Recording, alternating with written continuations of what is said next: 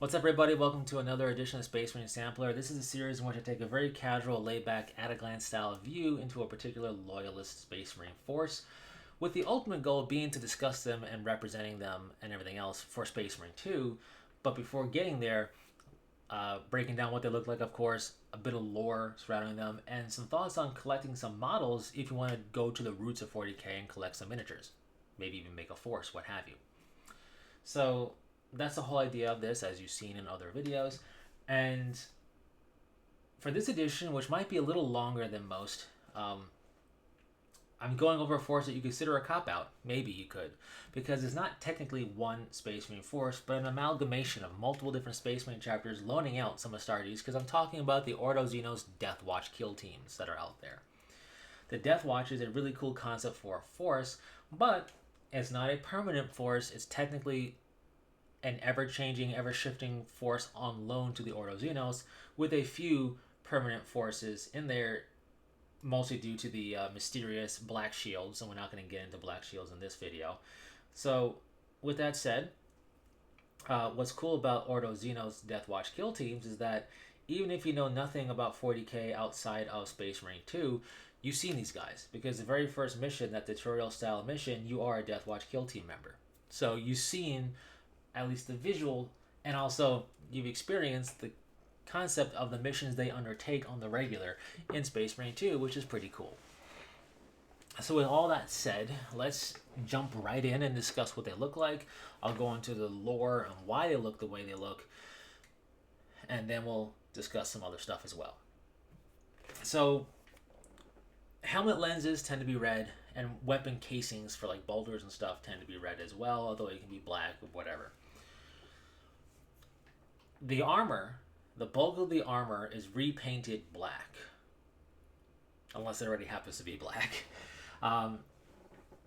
Chest emblem and helmet emblems can be bone, can be gold, can be silver, can be whatever you typically see for Space Marine stuff like that, so have at it.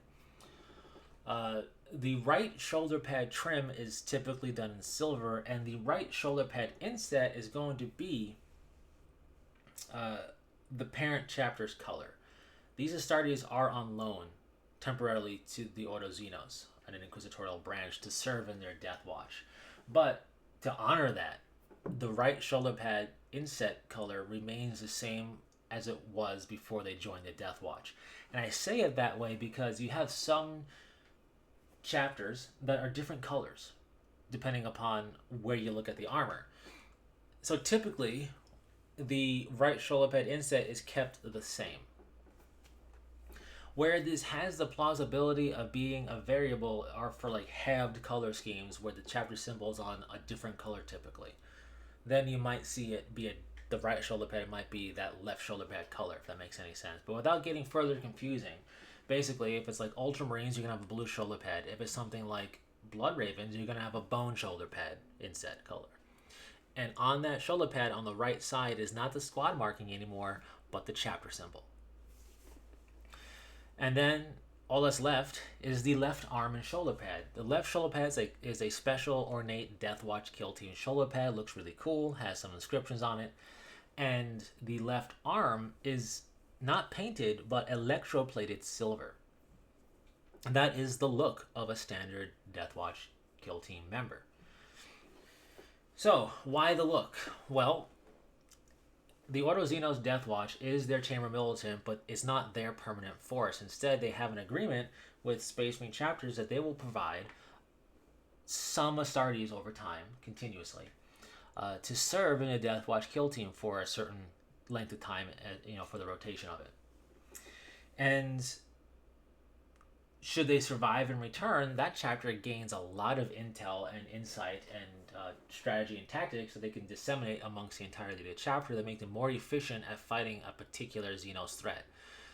Space Marines fight against everything. A Space Marine chapter typically fights against everything, and while they gonna have an idea of how to deal with orcs, for example, let's say, they know how to fight them and kill them and what have you, if that Deathwatch kill team member fought against orcs during their time, they did some super intricate, crazy stuff, and they can bring back some intel and strategy to further refine that chapter's ability to wage war against orcs, things like that. And the Ordo Xenos benefits from this by getting pretty elite forces right off the bat, right? They're getting full-fledged battle not brothers, but brothers. Battle brothers, that can be a mouthful at times. They're getting full-fledged battle brothers, and many of them are veteran status, with some of them even being things like tech marines, apothecaries, librarians, and even captains. So they're getting quite a powerful force, which is good because the Deathwatch kill teams typically are arrayed into small groups. Yes, I know you can collect them and have been able to collect them as full-fledged armies, but they really operate in the lore predominantly as a specialized kill teams to do really special operational style stuff, which fits wonderfully with the operations mode of Space Marine 2. In any case, all that was said because the coloration is both to unify them, right? So you don't look like a pack of Skittles, but also done to protect and appease the machine spirit and to honor both the Astartes and their machine spirit of their power armor. Because it's their equipment that they're bringing with them, more or less, at least in the terms of their armor. So what that means is the bright shoulder pad is done that way to honor the chapter they come from, which helps appease the machine spirit and stay its wrath of anger for being painted over, because you're offending it. It came from one chapter. Don't dare deface it. So to prove they're not defacing it, they honor it with that right shoulder pad, because machine spirits do that in 40k. Oh yeah, machine spirits are a thing in 40k if you're that new to it. But anyways, interesting bit of lore. The left arm is done up in the silver with the Deathwatch shoulder pad to steal the resolve of the machine spirit, protect it and appease it, and also to be a bit of a ward for the Astartes as well, because in Deathwatch kill teams, you'll be at times needing to wield particularly radical weapon concepts, and sometimes straight up Xenos tech, which typically is blasphemy and not something you do, and something very much punished if you do it. But the Ordo Xenos, being an inquisitorial branch, sometimes goes down that path, and let's face it, the Inquisition thinks that they're above the law because they're very hoity-toity about it. So in any case, they'll do that in the Ordo Xenos because it works. So you might take a Wraithbone sword to fight a particular Xenos force because it just works, or a Catan Phase Blade, or some type of crazy brewed up poison from different Xenos species, kind of viscera, to poison a hive ship or something.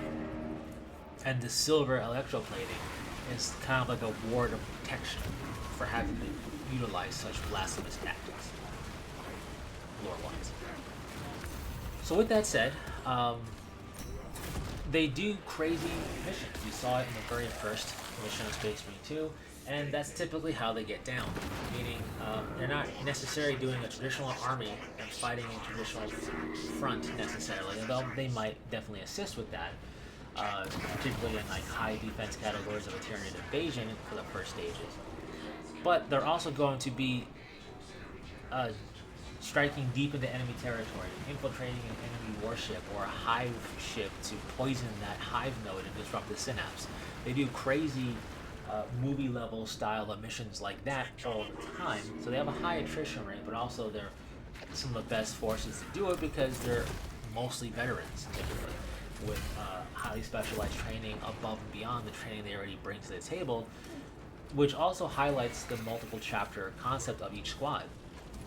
This might be thought of as a weakness initially, and they are definitely trained to kind of bypass and move beyond their viewpoints of different chapters and different things.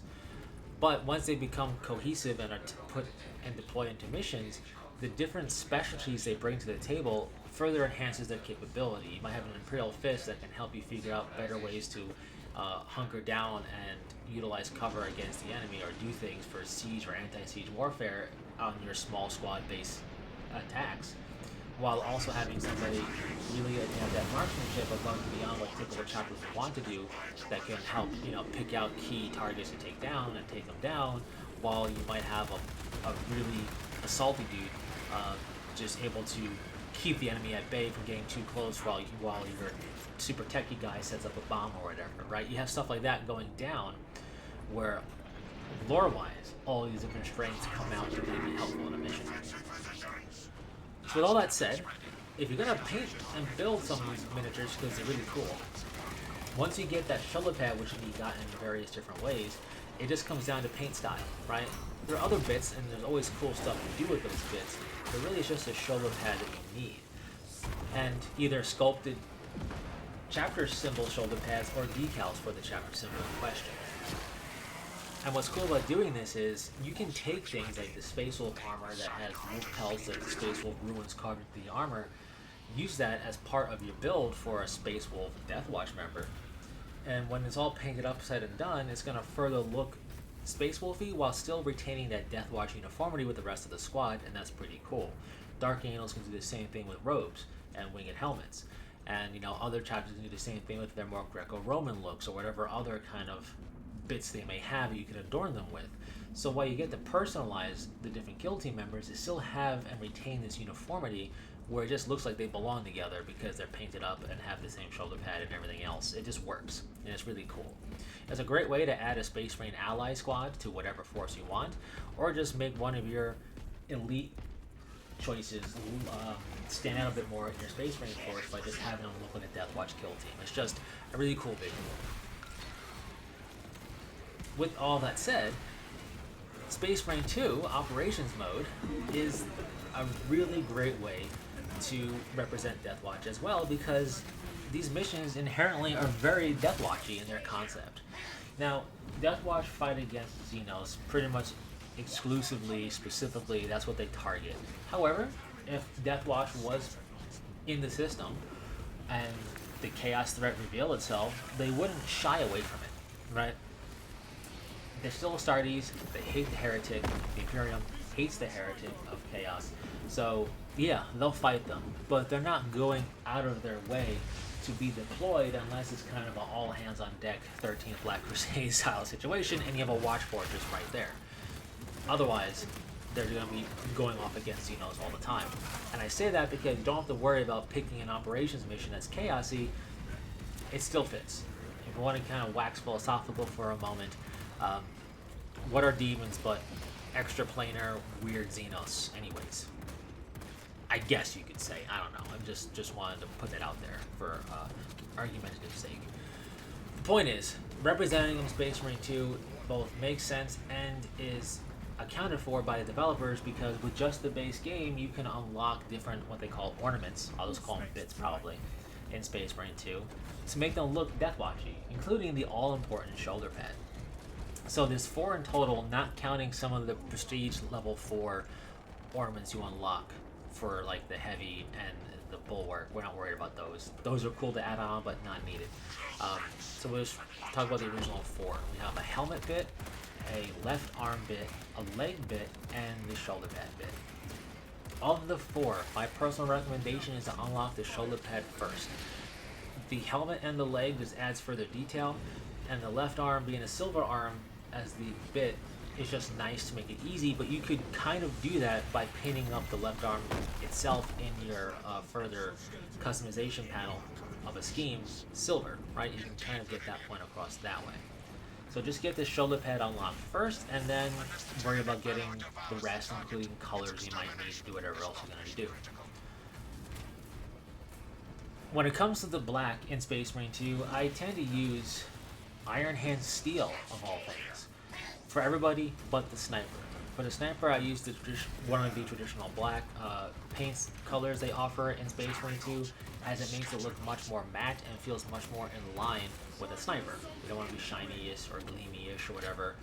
You want to be kind of matte and subdued, and it works really well on the sniper thematically, in my opinion. But Iron Hand Steel, I think, looks a lot better. So Iron Hand Steel, obviously you wouldn't think of for black, but when you select it, it looks very black, and all of the stuff you've been seeing have been utilizing Iron Hand Steel. It's like metallic black almost. I really like it for this purpose, so I personally make use of that for the black armor color. And then the rest is pretty straightforward. You can either use a plain shoulder pad or an ornate one.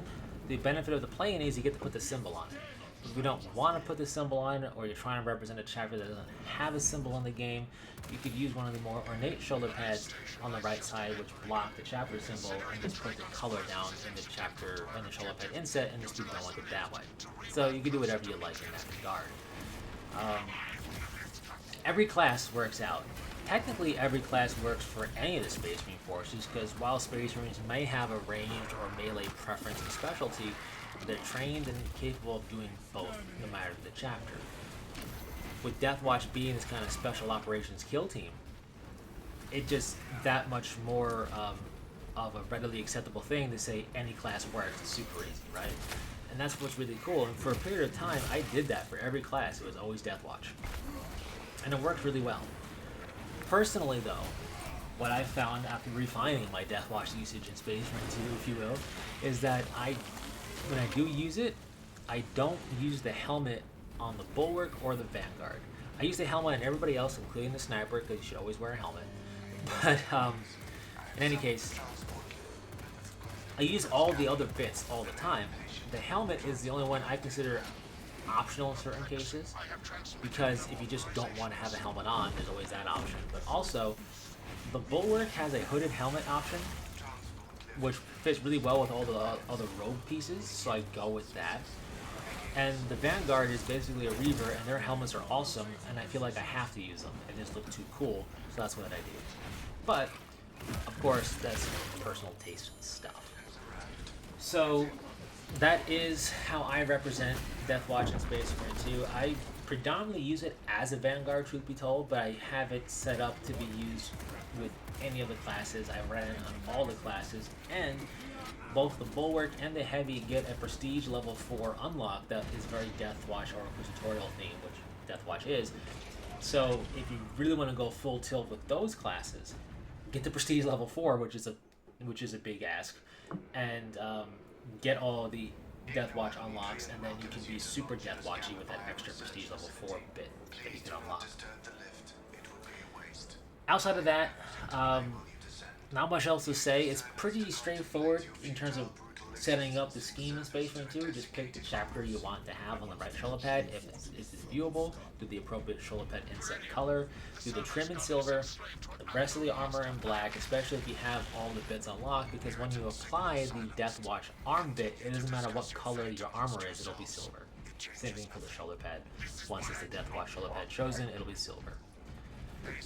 And have a lot of fun purging the Xenos and the occasional heretic, because, you know, you're there, you might as well. With that said, that's all I got for you on Auto Xenos Deathwatch Kill Team members. A cool concept, I've always liked them. My favorite representation was honestly a PDF back during 4th edition that's just to represent a squad that could be led by a captain or a librarian even. It was just one elite squad. It was like the prototype Stern Guard squad. And it just felt the coolest to me, because part of the stipulation was, yeah, you can get one of these guys. And with all the lore surrounding how one of these teams can literally turn the tide of an entire Xenos invasion, it was just really cool. Anyways, what are your thoughts on Deathwatch Kill Team? How do you represent them? I think it's super cool. I tend to go Dark Angels because that's my chapter of choice. But I've had plenty of times when I'm in Deathwatch gear, kitted out, and I join a random team doing a random mission. And the other two are also Deathwatch kitted out, and we each have obviously different classes because we have to, but also each have different chapters represented. It's a fun time when that happens by accident, because it's both uniform and personalized. And if you have buddies who play the game, you can all do this together and make a really cool looking force that's both cohesive and stands out. So if you like certain chapters together, but you want to look uniform, well, each of you can just represent that chapter in Deathwatch and make a really cool looking squad as you go out and slay the enemies. Anyways, with that said, thanks so much for sticking through it a bit longer. Share your thoughts on Deathwatch. If you have any questions or even requests to go over certain things for Space Marine 2, let me know.